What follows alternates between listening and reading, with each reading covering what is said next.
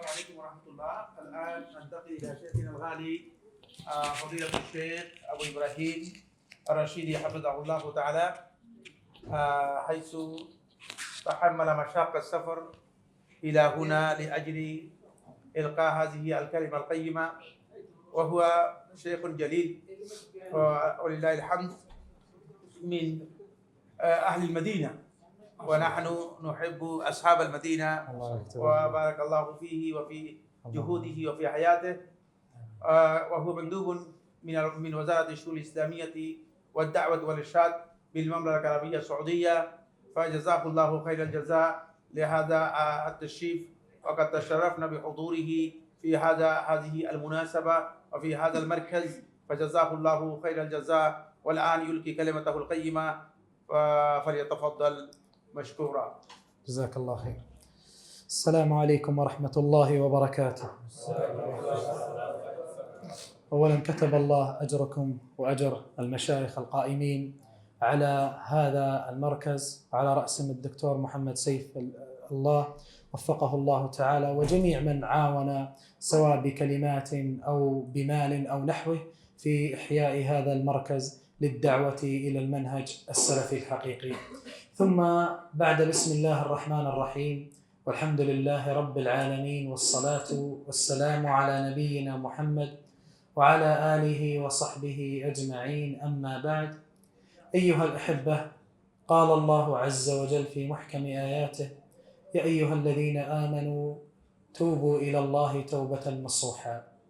قال ابن عباس رضي الله عنهما في تفسير التوبة النصوح، قال: هو الندم بالقلب، والاستغفار باللسان، والإضمار على ألا يعود إلى الذنب مرة أخرى. والمسلم إذا أراد أن يتوب إلى الله عز وجل لا بد أن يفعل بثلاثة أشياء: أولها ذكر الله عز وجل وهي على الترتيب، ثم ثانيها الاستغفار، ثم ثالثها التوبة إلى الله عز وجل. طيب إيش الدليل؟ الله عز وجل قال: وأن استغفروا ربكم ثم توبوا إليه. قال الله عز وجل: والذين إذا فعلوا فاحشة أو ظلموا أنفسهم ذكروا الله فاستغفروا لذنوبهم ومن يغفر الذنوب إلا الله ولم يصروا على ما فعلوا وهم يعلمون. وقال الله عز وجل: فسبح بحمد ربك واستغفره إنه كان توابا. وجاء عن حديث النبي صلى الله عليه وسلم قال: والله إني لأستغفر الله في اليوم 170 مرة، وفي رواية 100 مرة. فإذا كان هذا النبي صلى الله عليه وسلم الذي غفر له ما تقدم من ذنبه وما تأخر، فما بالكم بنحينا يا عباد الله.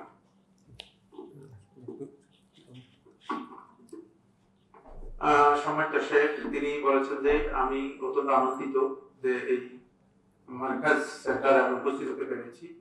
এই সেন্টারকে আপনারা যারা বিভিন্ন দিক থেকে সহযোগিতা করছেন, আপনারা সত্যিকার অর্থে দিনের একটি ভালো খেদমত আঞ্জাম দিচ্ছেন।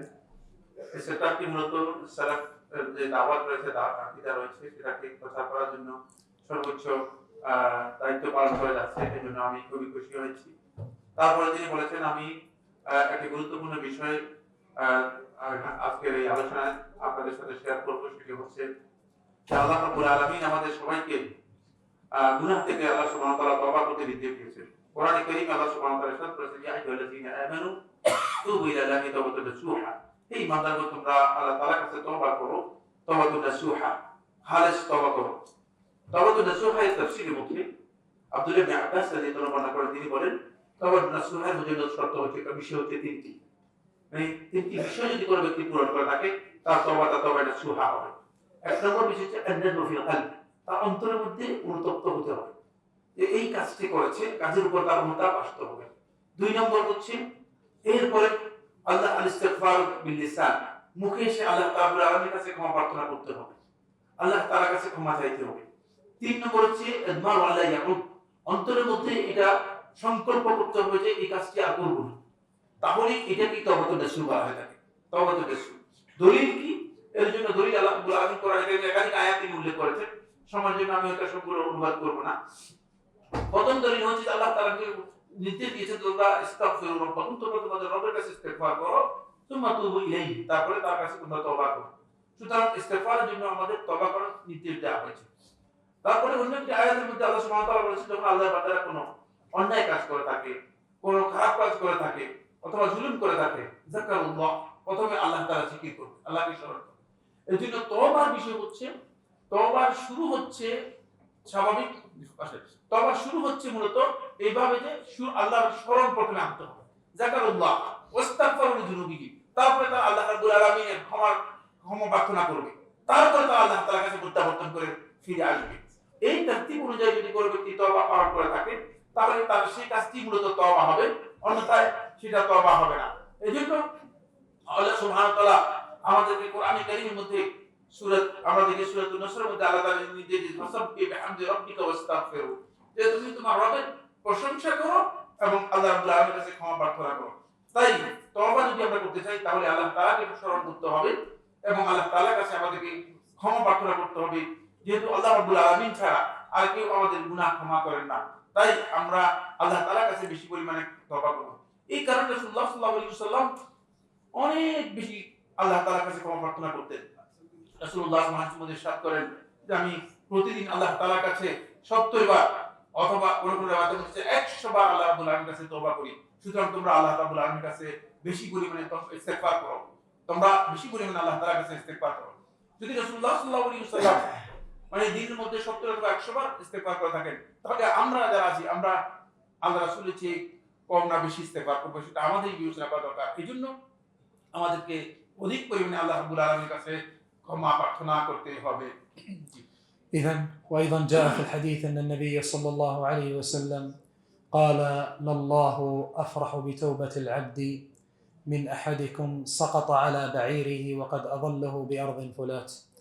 فإذا وأهل الإبل يعرفون ما معنى هذا الكلام، لأن أهل الإبل يتولعون بإبلهم، فبالتالي يجدون فيه الأنس عند إبلهم، فإذا ضاعت إحداهما جلس الساعات والأيام حتى يجدها. ولهذا وصف دقيق للنبي صلى الله عليه وسلم في حال من يحبون الإبل، فيقول: الله أفرح بتوبة العبد من أحدكم سقط على بعيره وقد أظله بأرض فلات. وهذا من طرق النبي صلى الله عليه وسلم لإيصال المعلومة للمتعلم، لأنهم هم أصحاب إبل رضي الله عنهم وأرضاهم. ثم بعد ذلك أيها الأحبة، التوبة مقبولة ومستمرة إلا بزمنين في حياة الإنسان. الزمن الأول طلوع الشمس من مغربها، وجاء في الحديث أن النبي صلى الله عليه وسلم كما في صحيح مسلم: إن الله يبسط يده بالليل ليتوب مسيء النهار، ويبسط يده بالنهار ليتوب مسيء الليل حتى تطلع الشمس من مغربها. والزمن الآخر إذا غرغرت الروح، يعني خرجت روحه حتى وصلت إلى الحلقوم، وأن هنا تنتهي التوبة، كما جاء في الحديث أن النبي صلى الله عليه وسلم: يقبل الله توبة أحدكم ما لم يغرغر، أي إذا بلغت روحه حلقومه. এরপরে তিনি বলেছেন যে রাসূলুল্লাহ সাল্লাল্লাহু আলাইহি ওয়াসাল্লাম আমাদেরকে ইস্তিগফারের কথা বলেছেন, আমরা যেন অধিক পরিমাণে ইস্তিগফার করে থাকি। ইস্তিগফারের সাথে সম্পৃক্ত বিষয় হচ্ছে আল্লাহ রাব্বুল আলামিনের কাছে তওবা করা। তো আল্লাহর বান্দাগণ আল্লাহ রাব্বুল আলামিনের কাছে অধিক পরিমাণে, আল্লাহ সুবহানাহু ওয়া তাআলার কাছে অধিক পরিমাণে তওবা করবে। তওবা আল্লাহ সুবহানাহু ওয়া তাআলা আল্লাহর বান্দাদের কবুল করবেন। এই তওবা নিয়মিতই আল্লাহ রাব্বুল আলামিন বান্দাদের গুনাহ ক্ষমা করবেন এবং তওবা কবুল করবেন।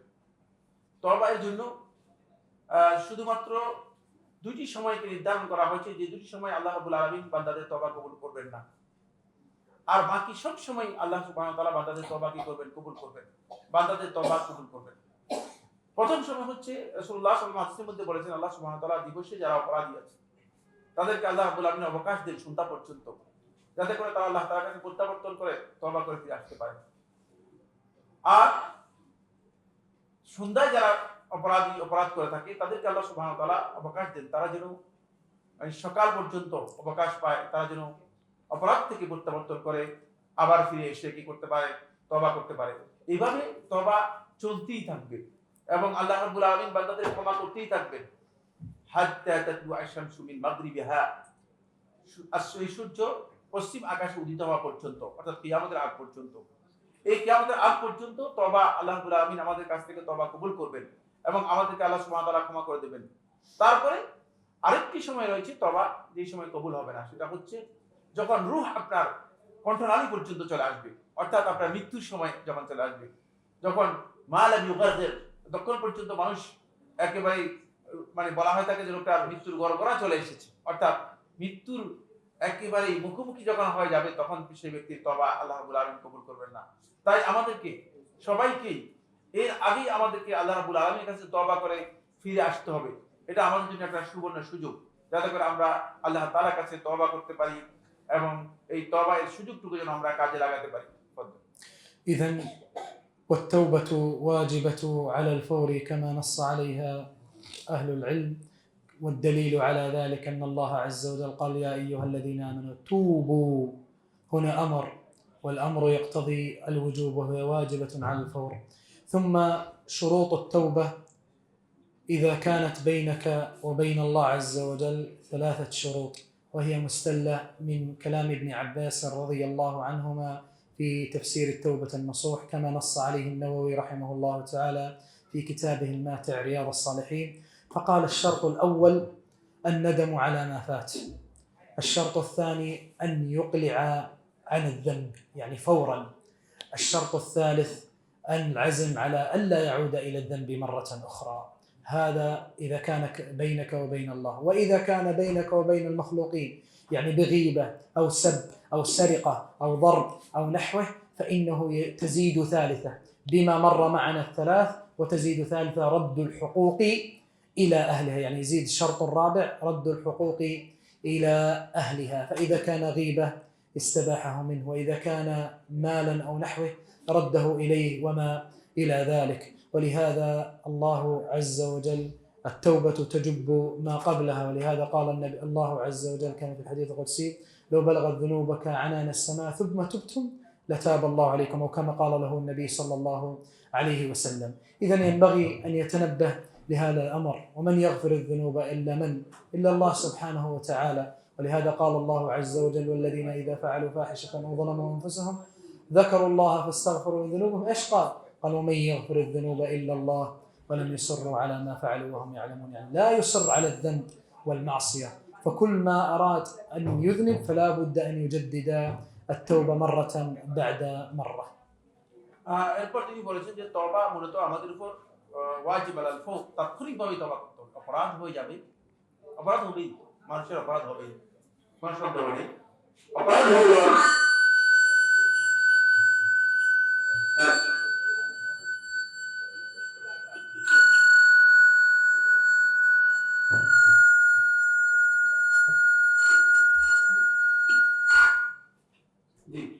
অপরাধ হয়ে যাওয়ার পর অপরাধ হয়ে যাওয়ার পর অপরাধ সাথে সাথেই তওবা করতে হবে, যেহেতু আল্লাহ তাআলা বলেছেন ইয়া আইয়ুহাল্লাযীনা আমানু তুবু ইলাল্লাহ, হে ঈমানদারগণ তোমরা তওবা করো। এখানে নির্দেশ দেওয়া হয়েছে, নির্দেশটা হচ্ছে আলাল ফৌর, তাৎক্ষণিকভাবেই তওবা করতে হবে, অপরাধ হয়ে যাওয়ার সাথে সাথেই তওবা করতে হবে। এরপরে যে বিষয়টি তিনি আলোচনা করেছেন সেটি হচ্ছে তওবা কবুল হওয়ার জন্য শর্ত রয়েছে। এখানে যদি অপরাধটা আপনার মাঝে এবং আল্লাহর মাঝে হয়ে থাকে তাহলে 3টি শর্ত। আব্দুল্লাহ ইবনে আব্বাস রাদিয়াল্লাহু আনহু বর্ণিত যে আসরটি তিনি বর্ণনা করেছেন, ওই আসরের আলোকে ইমাম নববী রাহিমাহুল্লাহ তাআলা এই শর্তগুলো তার কিতাবের মধ্যে রিয়াদুস সালিহিনের মধ্যে উল্লেখ করেছেন। এর প্রথম শর্ত হচ্ছে, 1 নম্বর শর্ত হচ্ছে অবশ্যই আন-নাদমু আলা মা ফাত, যেই কাজটা তার অপরাধটা হয়ে গিয়েছে, যে কাজটা অন্যায়টা করে ফেলেছে, ওই অন্যায় থেকে নিজেকে প্রথমেই অনুতপ্ত হতে হবে। নিজেই অনুতপ্ত হয়ে প্রথমে অন্তরে, নিজের অন্তরের মধ্যে এই অনুতাপ আসতে হবে যে আমি অপরাধী, তার মধ্যে অপরাধ বোধটা জাগ্রত হতে হবে। 2 নম্বর শর্ত হচ্ছে আল-ইকলাউ আনিল মাআসি ওয়াল জুনুব, যে গুনাহ যেগুলো আছে, অপরাধ যেগুলো হয়েছে সেগুলো থেকে পরিপূর্ণরূপে ফিরে আসতে হবে। গুনাহও করবেন, তওবাও করবেন, এরকম না, গুনাহ থেকে আপনাকে পরিপূর্ণরূপে ফিরে আসতে হবে। তারপরে 3 নম্বর হচ্ছে আল আজমু আলা আল্লা ইয়াউদ, আরেকবার করব, যে চান্স পেলে আরো সুযোগ পেলে আবার করব, এটা নয়, বরং দৃঢ় সংকল্প হতে হবে, তার দৃঢ় প্রত্যয় হতে হবে যে আর অপরাধের দিকে তিনি কি করবেন না, ফিরে যাবেন না, আর অন্যায়ের দিকে তিনি ফিরে যাবেন না, এটা দৃঢ় সংকল্প তার হতে হবে। এই তিনটি শর্ত হচ্ছে যদি অপরাধ আপনার মাঝে এবং আল্লাহর মাঝে হয়। কিন্তু যদি অপরাধটা বান্দার মাঝে হয়ে যায়, এমন অপরাধ যেমন গীবত করেছেন, যেমন চগলখুরি করেছেন, যেমন কারো হক নষ্ট করেছেন, কাউকে গালিগালাজ করেছেন, কারো কোনো মানে অর্থ আত্মসাৎ করে ফেলেছেন, যদি এমন বিষয় হয়ে যায়, তাহলে চতুর্থ আরেকটি শর্ত, ওই আগে যে তিনটি শর্ত আছে এই তিনটি শর্ত সহ চতুর্থ আরেকটি শর্ত এখানে যুক্ত হবে। চতুর্থ আরেকটি শর্ত এখানে যুক্ত হবে। আর চতুর্থ যে শর্তটি এখানে যুক্ত হবে সেটা হচ্ছে অবশ্যই আপনাকে ওই রাদ্দুল হুকুকে ইলা আহলিহা, যাদের হক নষ্ট করেছেন তাদের হকটাকে আপনাকে কি করতে হবে, তাদেরকে পৌঁছে দিতে হবে। সুতরাং যারা গীবত করেছেন, যারা চুগলখুরি করেছেন, তার কাছ থেকে আপনাকে ক্ষমা নিতে হবে। এটি আপনাকে অবশ্যই ক্ষমা নিতে হবে। আর এই যে অপরাধের বিষয়টি যেটা আল্লাহ তাআলার হকের সাথে জড়িত, সেখানে আপনি ক্ষমা চাইবেন আল্লাহ তাআলার কাছে। যেহেতু আল্লাহ রাব্বুল আলামিন কোরআনের মধ্যে স্পষ্ট করে বলেছেন, ওয়া মান ইয়াগফিরু যুনুবা ইল্লাল্লাহ, আল্লাহ তাআলা ছাড়া আর কেউ গুনাহ ক্ষমা করেন না। আল্লাহ রাব্বুল আলামিন ছাড়া আর কেউ গুনাহ ক্ষমা করেন না। সুতরাং যেহেতু কেবল আল্লাহ তাআলাই আমাদের গুনাহ ক্ষমা করে থাকেন, তাহলে আমাদেরকে অবশ্যই আল্লাহ রাব্বুল আলামিনের কাছে ক্ষমা প্রার্থনা করতে হবে। এজন্য আমাদেরকে যখনই গুনাহ হয়ে যাবে তখনই আমি এটা মনে করব যে আল্লাহ তাআলার কাছে আমাকে ক্ষমা প্রার্থনা করতে হবে। আমরা যেন এভাবে মনে না করি বা এভাবে না যাই, এই পদ্ধতিতে আমরা যেন না যাই যে আমরা গুনাহ করব কিন্তু আল্লাহ তাআলার কাছে ক্ষমা চাইবো না। যখনই আমাদের কোনো গুনাহ হয়ে যাবে তখনই আমরা নিশ্চিত হব যে আল্লাহ তাআলার কাছে যেন আমরা ক্ষমার জন্য যাই, আল্লাহ রাব্বুল আলামিন বান্দাকে ক্ষমা করে দিবে। এইজন্য হাদিসে কুদসির মধ্যে আল্লাহ সুবহানাহু ওয়া তাআলা বলেছেন, বান্দা তুমি যদি আমার কাছে তওবা করো তাহলে আমি তোমাকে ক্ষমা করে দিই, ওয়ালা উবালি, আমি মোটেও পরোয়া করি না, ক্ষমা করে দেয় আমি পরোয়া করি না। সুতরাং আল্লাহ রাব্বুল আলামিন যেহেতু আমাদেরকে অবারিত ক্ষমা করে দেন, তওবা এর কারণে আমরা তওবা করার চেষ্টা করব। রাসূলুল্লাহ সাল্লাল্লাহু আলাইহি ওয়াসাল্লাম হাদিসে কুদসি সেই কথা কি বলেছেন, ইন্না তাওবাতা তাজুবু মা কানা ক্বাবলাহা, তওবা তার পূর্ববর্তী যতগুলো বিষয় আছে, যতগুলো অপরাধ আছে, যতগুলো অন্যায় আছে, সবগুলোকে তওবা পরিপূর্ণরূপে একেবারে মিটিয়ে দেয়, একেবারে মুছে দেয়, নিশ্চিহ্ন করে দেয়। সুতরাং আমরা যেন বেশি পরিমাণে আল্লাহ রাব্বুল আলামিনের কাছে তওবা করতে পারি। আল্লাহ তাআলা আমাদেরকে তৌফিক দান করুন। إذن وجاء في تفسير قول الله عز وجل إنه كان للأوابين غفورا. قال سعيد بن المسيب رحمه الله تعالى: هو الرجل يذنب ذنبا ثم يتوب، ثم يذنب ذنبا ثم يتوب، ثم يذنب ذنبا ثم يتوب. فسئل الحسن البصري رحمه الله تعالى عن قول سعيد بن المسيب في تفسير هذه الآية، قال: ما أعرف هذا إلا من أخلاق المؤمنين، يعني ما أعرف هذا الفعل إلا من أخلاق، كل ما أذنب ذنب عاد إلى التوبة إلى الله سبحانه وتعالى. ثم أيها الأحبة ينبغي علينا أن لا نؤجل عمل اليوم إلى الغد، فإن الإنسان ما يدري أين يموت وفي أي أرض يموت وما إلى ذلك. ولهذا قال الله عز وجل للذين يعملون السوء بجهالة قال المجاهد رحمه الله تعالى قال: هو العمد الموت، وكل شيء دون الموت فهو قريب. للذين يعملون السوء بجهالة ثم يتوبون من قريب. ثم قال العمد الموت، وكل شيء دون الموت فهو قريب. فلهذا ينبغي علينا الحرص على هذا الأمر. ولله در القائل حينما قال: ولا ترجي فعل الصالحات إلى غد لعل غدا يأتي وأنت فقيد. وقال الله عز وجل: وما تدري نفس ماذا تكسب غدا وما تدري نفس بأي أرض تموت. وجاء في حديث عائشة رضي الله عنها حينما سألت النبي صلى الله عليه وسلم فقال: لا يا بنت الصديق ولكن الذين يصومون ويتصدقون ويصلون ومع ذلك يخافون أن لا يقبل منكم أولئك الذين يسابقون في الخيرات، كما قال لها النبي صلى الله عليه وسلم عائشة رضي الله عنها. صلى الله العلي العظيم أن يوفقني وإياكم لكل ما يحبه الله ويرضاه، وأن يحيينا على الإسلام والسنة، وأن يميتنا على الإسلام والسنة يا ذا الجلال والإكرام. والحمد لله الذي بنعمته تتم الصالحات. আমি সংক্ষেপে ওটা করে দিচ্ছি, তারপরে আমাদের শেখ আছেন, উনি কিছু কথা রাখবেন খুব অল্প সময়ের মধ্যে। আপনারা সবাই সুন্দরভাবে বসে যাবেন। সিরিজ যেটা সর্বশেষ যেটা বলেছে সেটা হচ্ছে এই আমরা যেন আমাদের কোনো কাজকে কোনোভাবে মানে আগামীতে করব, সামনে করব, এই ধরনের না করি। এটি আমাদের জন্য উচিত নয়, কারণ আমরা জানি যে আগামীতে আমি কি করতে পারবো। তিনি অনেকগুলো করার আয়াতে দলিল দিয়েছে, যে মাতা দিন নাফসুন মাযা তাকসিবু গাদা, একজন ব্যক্তি জানে না সে আগামীকাল কি কাজ করবে। সুতরাং আগামীকাল হতে পারে যে এমন যে আপনি আগামীকাল পাবেনই না। আপনি হয়তো মনে করেছেন যে আগামীকাল করবো, কিন্তু আগামীকাল হয়তো আপনি পাবেন না। সুতরাং আগামীকাল আগেই আমাদেরকে সবকিছু করে আসতে হবে। তো আল্লাহ সুবহানাহু ওয়া তাআলা কোরআনে কারীমের মধ্যে আল্লাহ তাআলা বলেছেন যে আল্লাহ তাআলা আওয়াবিনদেরকে ক্ষমা করবেন। আওয়াবিনের তাফসীরের মধ্যে সাঈদ ইবনে জুবাইর রাদিয়াল্লাহু তাআলা আনহু রাহিমাহুল্লাহু তাআলা, সাঈদ ইবনে জুবাইর বর্ণনা করেন, তিনি বলেন যে আওয়াবিন হচ্ছে ওই সমস্ত ব্যক্তিরা যারা যখন গুনাহ করে আবার তওবা করে, গুনাহ করে আবার তওবা করে, গুনাহ করে আবার তওবা করে। এই বক্তব্যের সাঈদ ইবনে জুবাইরকে হাসান বসরি রাহমাতুল্লাহ বলেন যে এই কাজটি তো শুধুমাত্র পাওয়া যায় ওই সমস্ত ব্যক্তিদের মধ্যে যাদের অন্তরের মধ্যে ঈমান রয়েছে। ঈমানদার ব্যক্তির বৈশিষ্ট্য এমনটাই হবে, ঈমানদার ব্যক্তির বৈশিষ্ট্য এমনটাই হবে, ঈমানদার ব্যক্তি যখন কোন একটা গুনাহ হয়ে যাবে, যখনই কোন একটা অন্যায় হয়ে যাবে, সাথে সাথে আবার তওবা করবে। সে অপেক্ষা করবে না যে আমি আগামীকাল তওবা করব, আমি অপেক্ষা করবে না যে আমি গুনাহ কিছু জমা করিনি তারপরে একসাথে তওবা করব, মানে এটার জন্য অপেক্ষা করবে না, বরং সে সাথে সাথেই তওবা করবে। আর সাথে সাথে তওবা করলেই আল্লাহ সুবহানাহু ওয়া তাআলা মূলত আল্লাহর বান্দাদের তওবা আল্লাহ রাব্বুল আলামিন কবুল করে থাকেন। এজন্য আমরা সর্বাবস্থায় চেষ্টা করব যেন আমাদের কাজগুলোকে আমরা যে দিনের কাজ রয়েছে সেই দিনের কাজটা আমরা সেই সাথে সাথে আদায় করতে পারি। আল্লাহ সুবহানাহু ওয়া তাআলা আমাদের সবাইকে তৌফিক দান করুন। শেখ আমাদের সামনে যে গুরুত্বপূর্ণ নসিহত করেছে এর সারাংশ হচ্ছে যে আমাদেরকে রমাদান মাসে আল্লাহ রাব্বুল আলামিনের কাছে প্রত্যাবর্তন করতে হবে, আমাদেরকে আল্লাহ তাআলার কাছে প্রত্যাবর্তন করতে হবে, আল্লাহর বিধানের কাছে আত্মসমর্পণ করতে হবে। আর এই আত্মসমর্পণ করার জন্য আল্লাহ রাব্বুল আলামিন আমাদেরকে সুযোগ দিয়েছেন।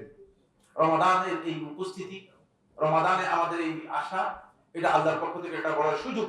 এই সুযোগটুকু আমরা লাভ করতে পেরেছি যেন আমরা এই আত্মসমর্পণের এই জায়গাটুকুতে আসতে পারি, তওবা করতে পারি। আর আমরা যদি তওবা করি আল্লাহ সুবহানাহু ওয়া তাআলা ওয়াদা করেছেন আল্লাহ রাব্বুল আলামিন আমাদেরকে ক্ষমা করে দিবেন। তওবা করার যতগুলো শর্ত আছে সেই শর্তগুলো পূরণ করে আমরা কাল ক্ষেপণ না করে, কাল বিলম্ব না করে যেন আমরা আল্লাহ রাব্বুল আলামিনের কাছে তওবা করতে পারি। আল্লাহ রাব্বুল আলামিন আমাদের সবাইকে কবুল করুন আর শেখকে আল্লাহ সুবহানাহু ওয়া তাআলা উত্তম জাযা দান করুন। জাযাল্লাহু শাইখান ফাদিল, জাযাল্লাহু খায়রাল জাযা ওয়া আহসানাল্লাহু ইলাইহি ওয়া জাযাকুহু ওয়া তাকাব্বালাল্লাহু মিনহু জুহুদাহু حيث أنه تحمل مشاق من المدينة المنورة إلى هذا إلى بلادنا بنغلاديش، والحمد لله ويقوم بأمور دعوية كثيرة، ومن تلك الأمور جهوده في إلقاء كلمات في بعض المحاضرات، فجزاكم الله خير الجزاء ووفقكم الله توفيقا جيدا، والسلام عليكم ورحمة الله